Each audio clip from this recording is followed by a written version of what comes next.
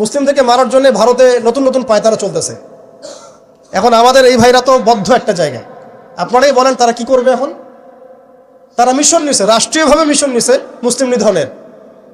এখন এই ভাইদের কোনো রাষ্ট্র নাই, কোনো জামা নাই, কোনো আমির নাই, কোনো এদাদ নাই, কোনো জিহাদের কোনো মানে ওখানে অবস্থাই নাই করার মতো তাদের, তাই না? ভিতরে কথা বলছি আমি, কাশ্মীরের কথা বলছি না। তাহলে এই ভাইরা এখন কি করবে? তো এই যে অবস্থা, এই অবস্থা কি মনে করছেন আমাদেরকে প্রভাবিত করবে না? অভ্যন্তরীণভাবে এখানে বাংলাদেশে আমরা বেশিরভাগ মুসলিম হলেও আমাদের আশেপাশে চতুর্দিকে ঘোরাফেরা করতেছে কুফফাররা, চতুর্দিকে ঘোরাফেরা করতেছে। আপনি কাকে বিশ্বাস করবেন? চায়নাকে বিশ্বাস করবেন? ভারতকে বিশ্বাস করবেন? নেপাল ভুটানকে বিশ্বাস করবেন? না মায়ানমারকে বিশ্বাস করবেন? আপনি যাবেন কোন দিকে? আমাদের প্রস্তুতিটা কি? আমাদের প্রিপারেশন কি? রাষ্ট্র কি প্রিপারেশন নিচ্ছে? আমার কথা হচ্ছে রাষ্ট্র নাকি যুদ্ধ করে? সবাই বলেন একটা কথা না, রাষ্ট্রের অধীনে যুদ্ধ। তো রাষ্ট্র কি প্রিপারেশন নিচ্ছে? রাষ্ট্রের সেই ফিকির আছে কিনা? রাষ্ট্রের তো এই ফিকিরটুকু নাই যে রাষ্ট্রের মধ্যে ইসলামিক আইনগুলো বাস্তবায়িত হোক, এইটুকু ফিকির নাই তো আপনাদের। যারা ইলেকশন নির্বাচন গণতন্ত্র এগুলো করতেছেন, কার ফিকির আছে? আল্লাহর কসম করে বুকে হাত দিয়ে বলেন তো কার ফিকির আছে ক্ষমতায় গিয়ে আপনি আল্লাহর আইন বাস্তবায়ন করবেন? ইসলামপন্থী ভাইদের কথা বাদ দিস, ইসলামপন্থী ভাইদের কথা বাদ দিলাম, আমি সেকুলারদের কথা বলছি, ডেমোক্রেটিকদের কথা বলছি। কারণ রাষ্ট্র চলে আসছে এইভাবেই। আর যারা ফিকির করছেন ইসলাম নিয়ে আমি যাব ওখানে গিয়ে এটা করবো, এটা আপনি ডেমোক্রেটিক সিস্টেমে করতে পারবেন না। আপনাকে সিস্টেমটা সরাই ফেলতে হবে। গণতন্ত্র বলে কোনো শব্দই রাখা যাবে না, তারপরে শরিয়া কায়েম করতে পারবে। শরিয়া আর গণতন্ত্র একসাথে থাকতে পারে না। শরিয়া, গণতন্ত্র, ধর্মনিরপেক্ষতাবাদ, কমিউনিজম এগুলো একসাথে থাকতে পারে না। একটা বোতল, এর মধ্যে আছে আপনার বিষ, এখানে আপনি দুধ খেতে পারবেন না। একটা বোতল, এখানে আছে বিষ, আপনি এটাকে 1000 বার ধুইতে হবে, ধোয়ার পরে আপনি দুধ ঢালতে পারবেন, খাওয়ার রিস্ক নিতে পারবেন। তাও খাবেন কিনা সন্দেহ আছে। আর এগুলো তো হচ্ছে মারাত্মক শিরকের বিষ।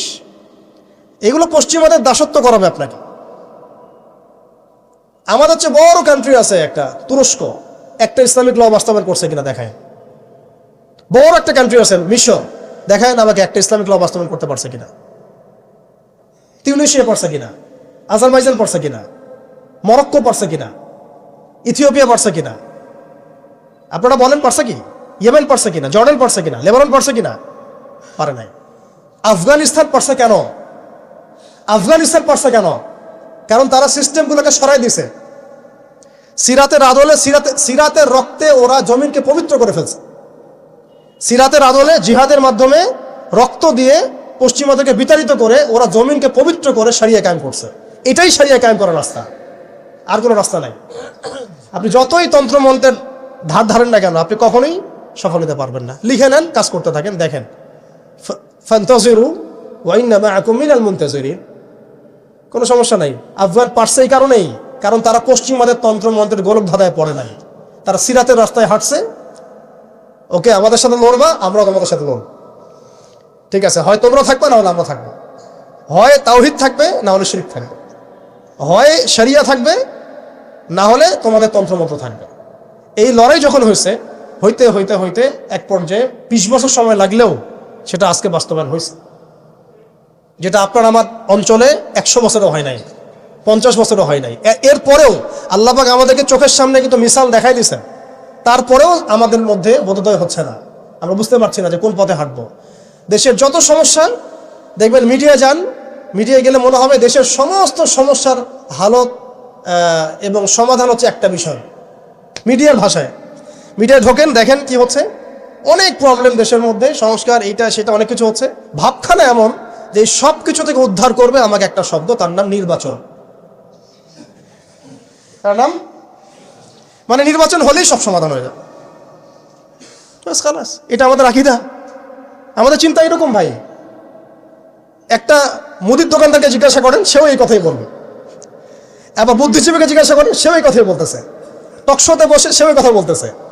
এমপিকে বলেন, সেও এই কথা বলতেছে। মানে পুরো অবচেতন দাসত্ব, অবচেতন ইবাদত। দেখেন আমাদের অবচেতন মনে আমরা ইবাদত করে ফেলছি গণতন্ত্রের, পশ্চিমাদের, ওদের তন্ত্রমন্ত্রগুলার।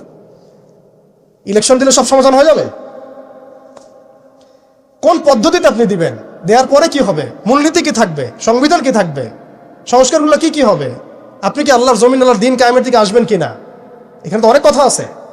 এগুলোকে সলিউশন না করে XYZ যেই আসো, আপনি আমাকে বসায় দিলে আমি কিছুই করতে পারবো না। সিম্পল, আমাকে বসায় দেন, আমি কিছুই করতে পারবো না। আপনি সবচেয়ে পরহেজগার মানুষটাকে বসায় দেন, সেও কিছু করতে পারবে না, কারণ সিস্টেমটাই তাকে করতে দিবে না। এই জিনিসগুলো আমাদের বোঝা উচিত। উম্মার সংকটগুলো এইভাবে আমাদের আইডেন্টিফাই করতে হবে।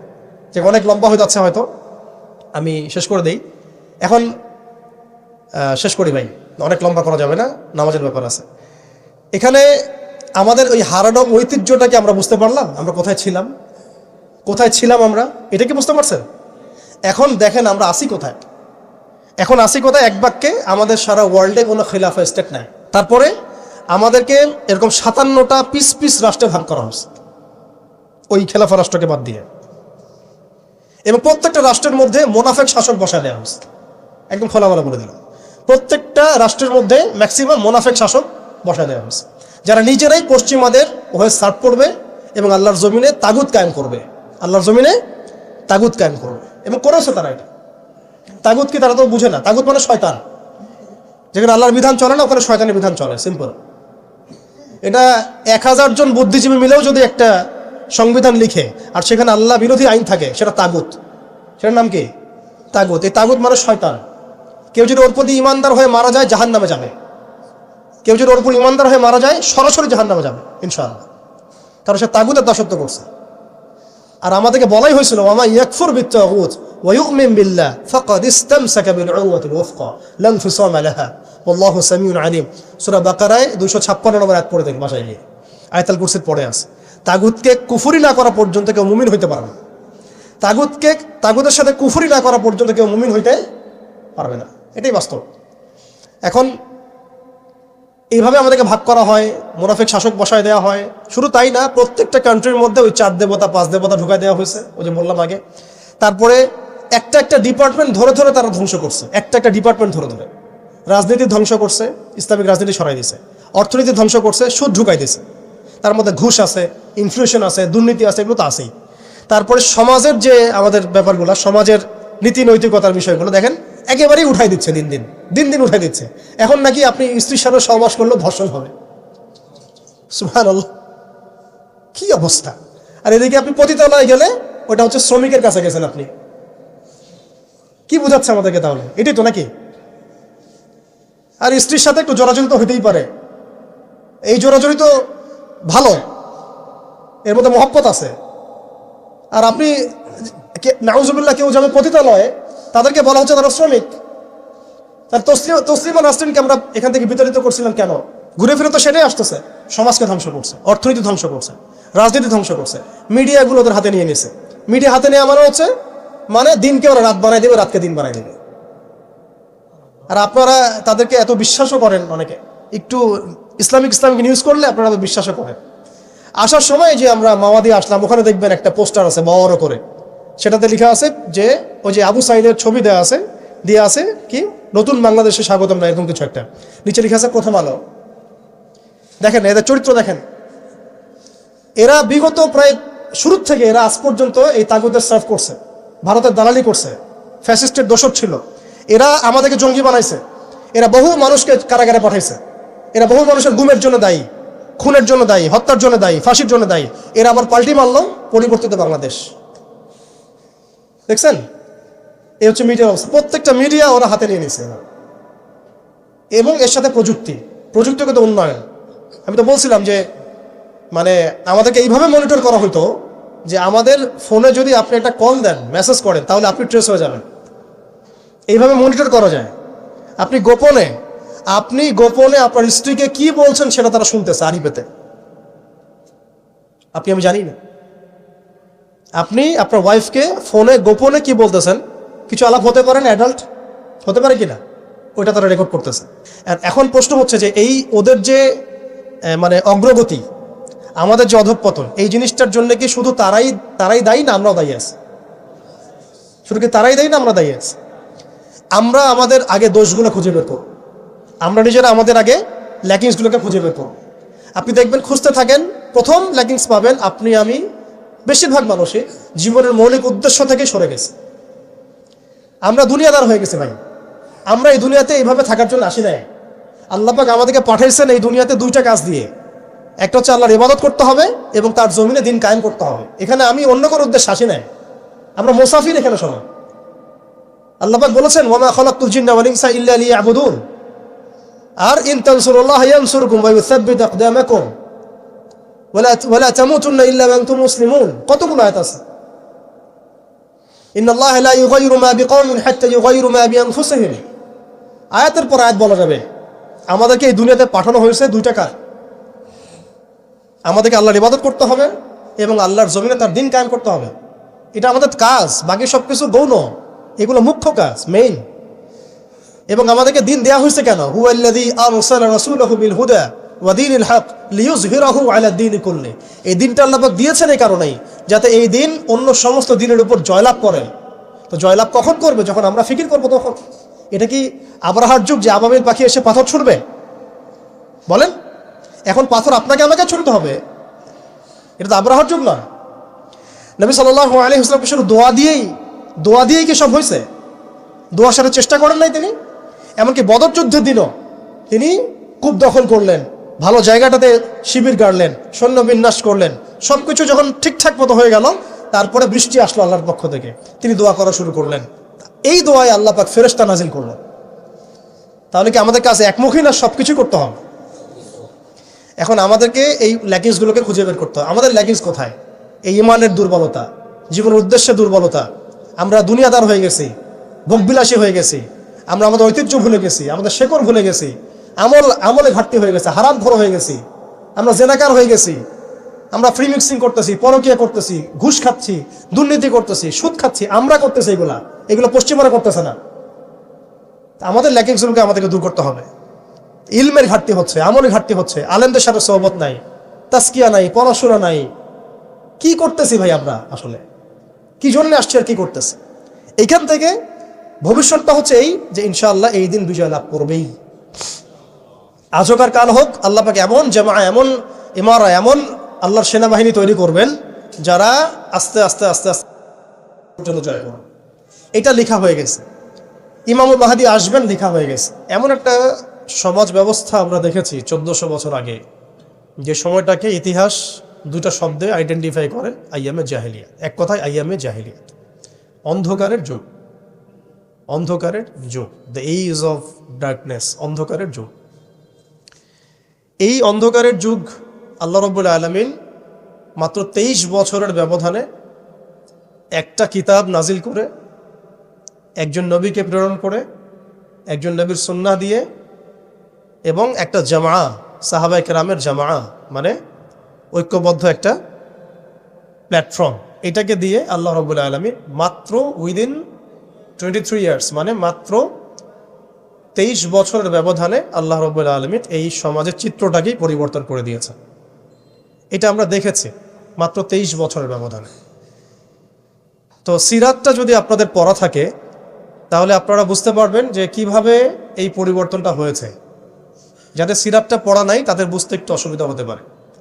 এই কারণে আমি আপনাদেরকে পরামর্শ দিই, যেভাবে আপনারা কোরআন শেখেন, যেভাবে হাদিসকে গুরুত্ব দিয়ে পড়েন, ঠিক সেইভাবেই নবী মুহাম্মদ সাল্লাল্লাহু আলাইহি ওয়াসাল্লামের পবিত্র জীবনীটাকে শুরু থেকে শেষ পর্যন্ত পড়ে শেষ করতে হবে।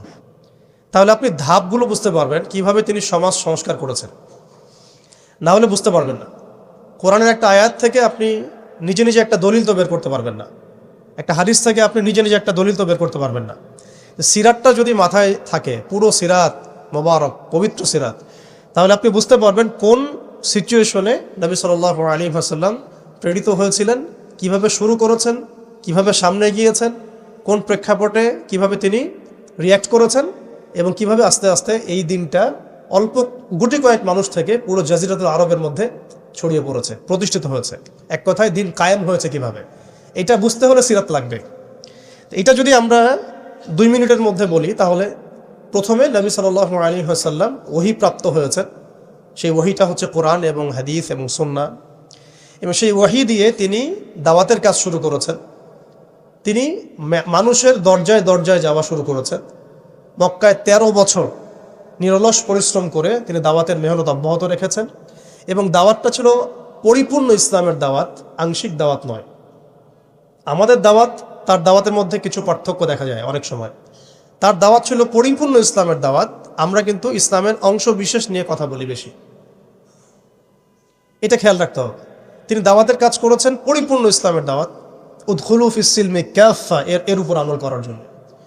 এখন এই দাওয়াতের ফলে প্রথম 3 বছর গোপন গোপন দাওয়াত হয়েছে, কিন্তু এই 3 বছরেই এমন কিছু সাহাবী তৈরি হয়েছিলেন যারা পরবর্তীতে বদর, উহুদ, খন্দক, খায়বার কাঁপিয়ে দিয়েছিলেন।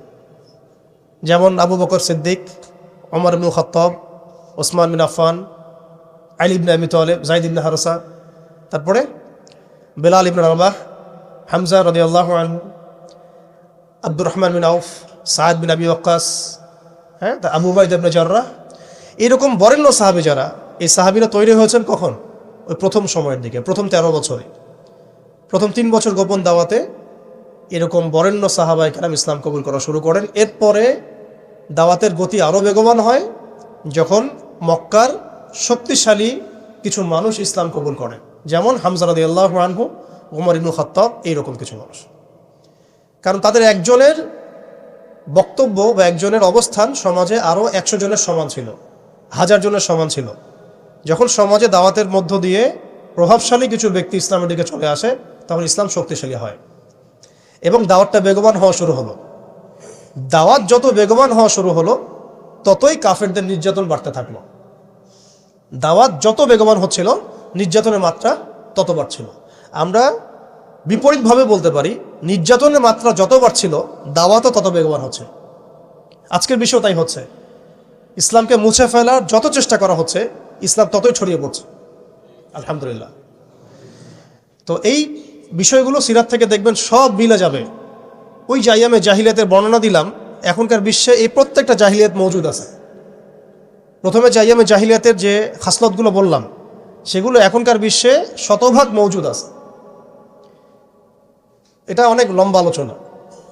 এখন তো মানুষ সরাসরি মুসলিমরা লাত, ওজ্জা, হবল, মানাতের ইবাদত না করলেও অদৃশ্য কিছু শিরকি মতবাদের ইবাদত করে, যেমন গণতন্ত্র, যেমন কমিউনিজম, ধর্মনিরপেক্ষতাবাদ, তারপরে জাতীয়তাবাদ, তারপরে এথিজম, নাস্তিকতা। এগুলো কিছু পশ্চিমা মতবাদ। এগুলো দেখা যায় না, ছোঁয়া যায় না, ভার্চুয়াল, ইনভিজিবল, কিন্তু এগুলো একটা আদর্শ।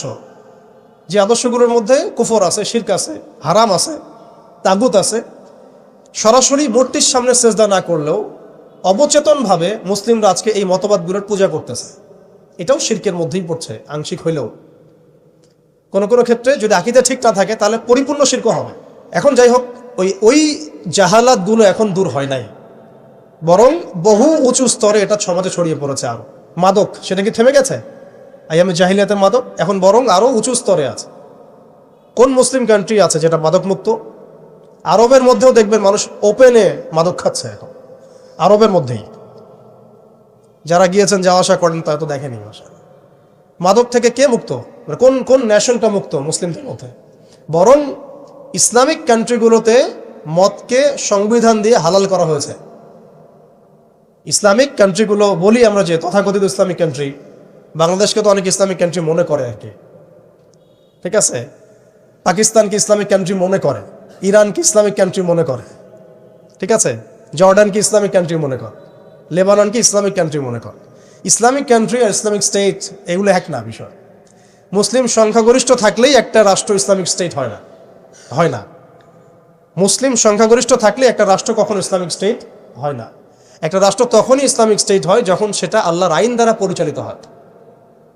তো বাংলাদেশ কি আল্লাহর আইন দ্বারা পরিচালিত হয়? সবাই জানি এটা হয় না। এটা হওয়ার ইচ্ছাও কি তাদের আছে?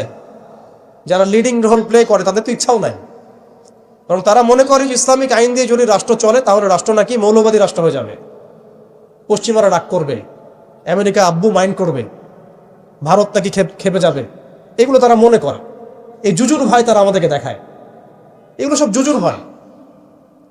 অথচ রাসূলুল্লাহ সাল্লাল্লাহু আলাইহি ওয়াসাল্লাম যখন মদিনা রাষ্ট্র কায়েম করেছেন, তখন বিশ্বে রোমানরা পরাশক্তি ছিল, পারস্যরা পরাশক্তি ছিল। মদিনা রাষ্ট্রের আয়তন এতটুকু ছিল, ছোট না, খুব বড় রাষ্ট্র ছিল না, ছোট একটা রাষ্ট্র, জনসংখ্যাও কম। মদিনার মধ্যে ইহুদিরা আছে, বনু কোরাইজা, বনু কাইনুকা, বনু নাজির আছে, পাশে আবার কিছু পত্তলিকও আছে, মদিনার ভিতরে আবার মোনাফেকরাও আছে। তাদের তাদের অস্তিত্বের উপরেই মদিনা রাষ্ট্র কায়েম হলো এবং সেখানে আল্লাহ পাকের বিধান বাস্তবায়িত হলো। কই তখন তো আমরা এভাবে চিন্তা করি নাই যে রোমানরা খেপে যাবে, পার্সিয়ানরা খেপে যাবে। ওরা তখন সংখ্যার দিক থেকে, অস্ত্রের দিক থেকে, জনবলের দিক থেকে, মানে আপনার সার্বভৌমত্বের দিক থেকে মুসলিমদের চেয়ে অনেক শক্তিশালী ছিল।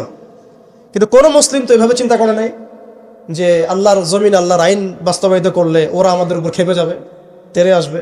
আর আসলেই বাকি যে কয়েকবার তেরে আসছে সেই কয়েকবার তারা নাকানি চুবানি খেয়ে বিতাড়িত হয়েছে। আমরা সেই রোমানদেরকে ডিফিট করেছিলাম, সেই পার্সিয়ানদেরকে ডিফিট করেছি, সেই রোম সাম্রাজ্য, সিরিয়া, শাম এগুলো আমরা বিজয় করেছি, সে পারস্য আমরা বিজয় করেছি। যারা আমাদের এগেনস্টে দাঁড়ানোর চেষ্টা করেছে আল্লাহ পাক ধুলা মানি উড়িয়ে দিয়েছিলেন। কই তখন তো আমাদেরকে এত নেগেটিভ চিন্তা করতে হয় নাই, ব্যাকফুট চিন্তা করতে হয় নাই। এখন হয় কেন? বিকজ আমরা সেই ইমান, সেই তাকওয়া, সেই আকিদা, সেই আমল, সেই মানহাজের মধ্যে নাই। As simple as that. আমরা এখন সেই অবস্থায় নাই, ইমানের দিক থেকে, আমলের দিক থেকে, তাসকিয়ার দিক থেকে, জামায়ার দিক থেকে, সবচেয়ে বড় কথা হচ্ছে দিন পালনের দিক থেকে। আর কি দিন বোঝা এবং পালন করার দিক থেকে আমরা ওই জায়গায় নাই। আমরা দেখুন দিন পালন করছি আংশিক, যতটুকু আমার পক্ষে পসিবল হচ্ছে আংশিক। বুফের মতো আমরা মনে করছি, যেটা ইচ্ছা নিব, যেটা ইচ্ছা নিব না। দিন তো বুফে না। উদখুলু ফিস-সিলমি কাফা মানে হচ্ছে দিনে আমাকে পরিপূর্ণরূপে প্রবেশ করতে হবে। যখন যেটা আমার সামনে আসবে আমাকে সেটা করতে হবে।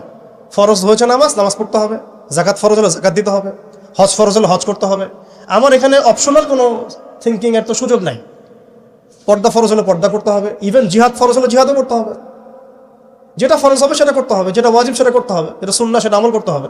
এখানে তো আমার অপশন নাই যে আল্লাহ আমি পর্দাটুকু বাদ দিয়ে দাও আমার জন্য, নাউজুবিল্লাহ, আমার জন্য মদটাকে হালাল করে দাও, নাউজুবিল্লাহ, আমার জন্য জেনাকে হালাল করে দাও, নাউজুবিল্লাহ। এটা কি সম্ভব?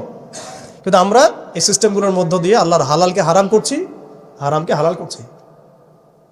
তো আমি বলছিলাম ওই জাহালাতের এই না সুদভিত্তিক সিস্টেম দূর হয়েছে, আর না সেই মাদক দূর হয়েছে, আর না সেই শিরক দূর হয়েছে, আর না গোত্রীয় হানাহানি দূর হয়েছে।